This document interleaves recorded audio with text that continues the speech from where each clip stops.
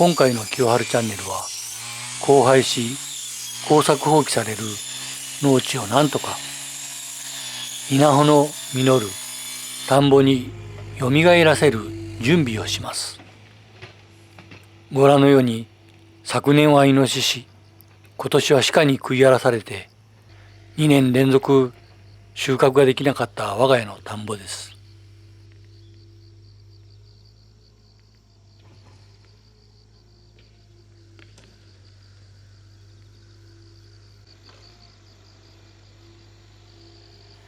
上の人の田んぼは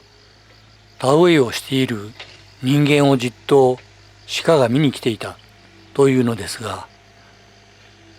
2週間ほどでこのありさまでした。ここは日当たりもよく、水の便もよく、稲を作るには作りやすい圃場でした。多い時は6人でそれぞれ稲作をしていましたが、今回耕す田んぼの地主さんが高齢のためついに耕作放棄をするというのです。ご覧のように中心部にあたる土地です。中心を荒らせばイノシシと鹿の楽園になってしまうのです。私の田んぼも耕作放棄するかと思いましたが、15年前に亡くなった父がわずかばかりのお金を残してくれたので、そのお金で2枚あった田んぼを整備し1枚の田んぼにしたのです。1枚にしたといっても、整備した後は7世しかありません。大きな農家の方だったら笑うくらいの広さしかありませんが、親父の残した大事な遺産なのです。このまま鹿とイノシシに負けるのは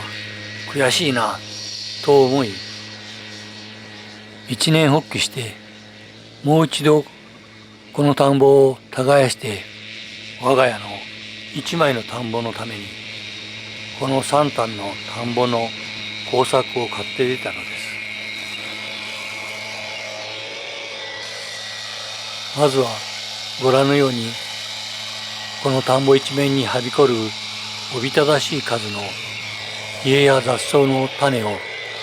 少しでも減らすために切り倒して、すでに手遅れで大部分は表土の割れ目や土の中に入り込んでいますが、やらないよりはマシかなと思いながら草刈りを始めました。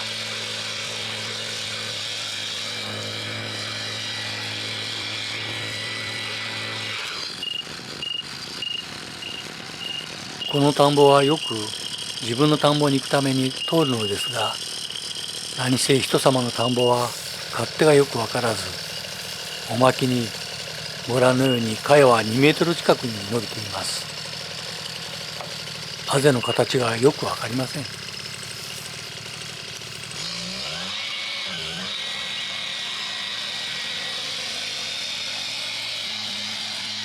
傾斜のきついあぜは刈払機で切り倒していきます。まず下の部分を右から左へ切り落とし、その次に中段、上段というふうに切っていきます。慣れないと刈払機のアームが届く範囲を刈ってしまいがちですが、下の草を切っていないのに上部から切り落とすと、下の草を刈るために一度刈った草をまた切らなければなりません。時間がかかるのと無駄な体力の消耗につながります。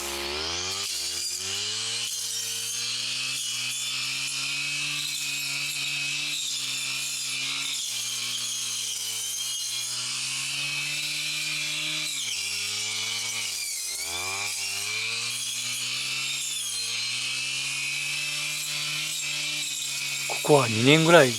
草刈りをしていないので、こんなに大きく太くなっています。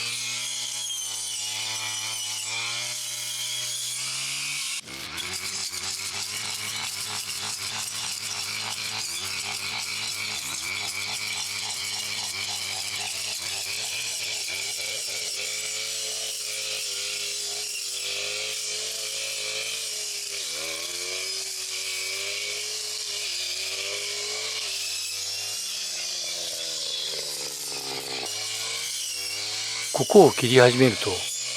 草の中に使われていないコンクリート製の U 字工が4、5本草に埋もれていました。地主さんに確認してみると、排水に使う予定で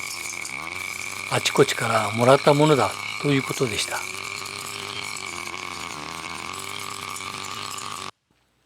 これが夏場だとバテバテになってしまいます。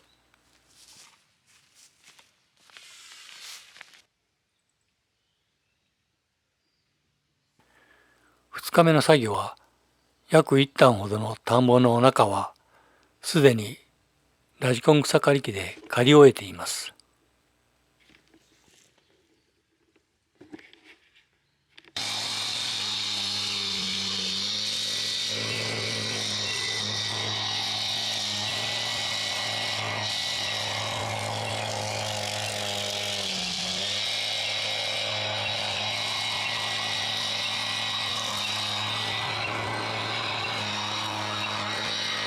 このラジコン草刈り機 YW500 のキャタピラーが外れていたのですが、視聴者さんから私の YW は対策品にすぐに交換してくれましたよとアドバイスをいただき、ヤンマさんに伝えると早速対策品に交換してくれました。貴重なご意見ありがとうございました。助かりました。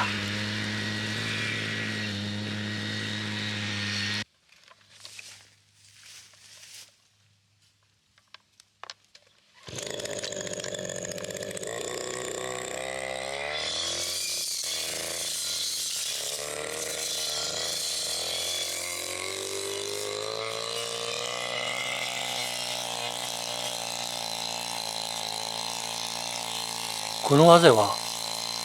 水田になってもラジコン草刈り機で刈れそうです。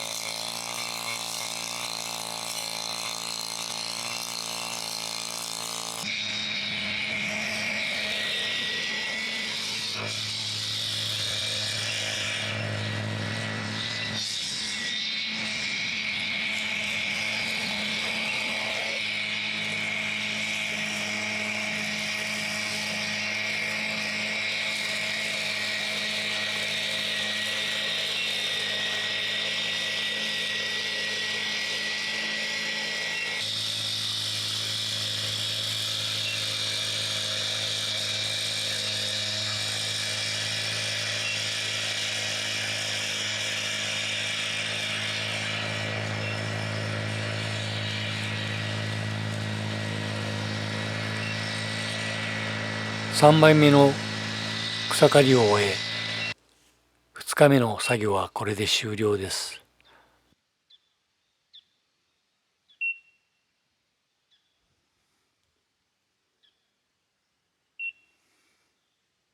休耕田との戦い、3日目、4日目、5日目と草ののり面を草刈りし、その草を焼き、トラクターで起こしたのですが、忙しくて画像が撮れませんでした。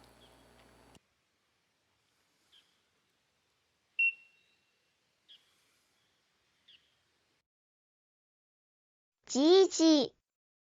毎日いないから、私寂しいよ。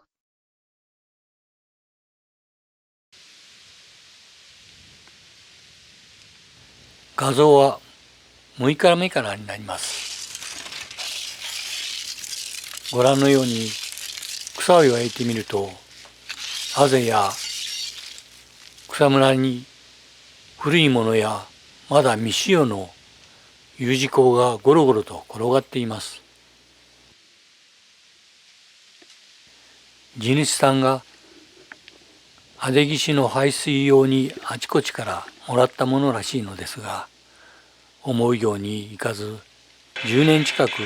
放置されたままです。ご覧のように排水の溝は掘っているのですが、毎年イノシシに掘り返されて壊され、一部は壊されぬかるんでしまっています。これでは排水の用を果たしてくれません。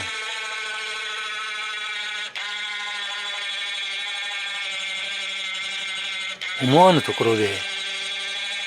DIY で作ったクレーンがまた役に立ちます。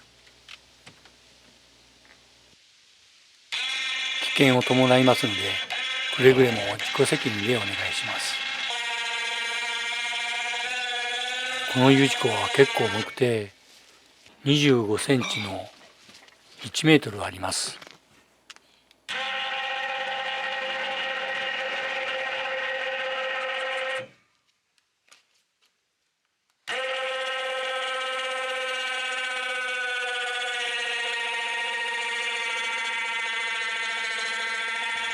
無理な改造をしたためにキャビンが歪み、運転席のドアに隙間ができてしまい、雨漏りをするようになりました。くれぐれも決して真似をしないでください。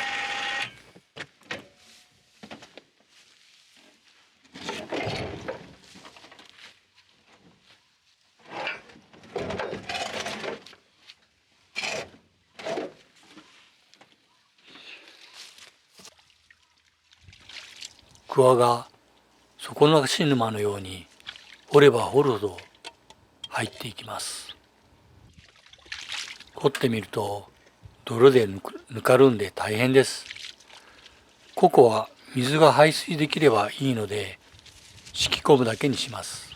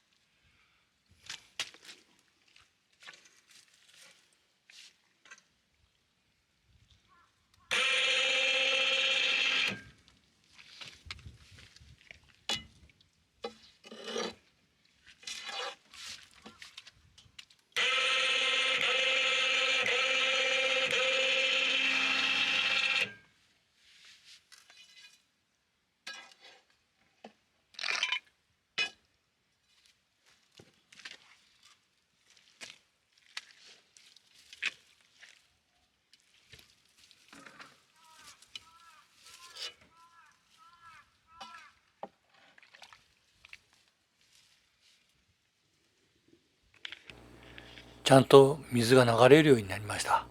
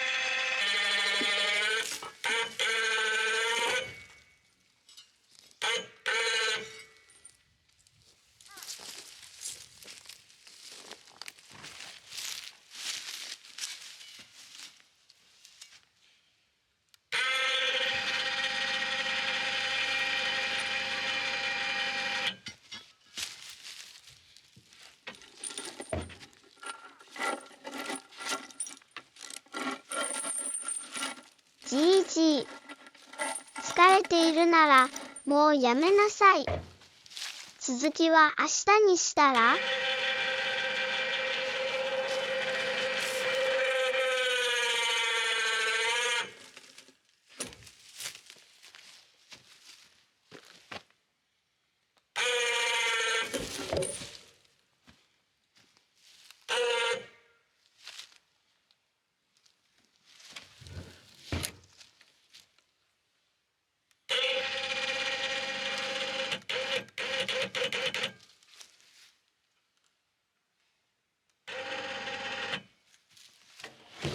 ほーら、見よ。怪我するで。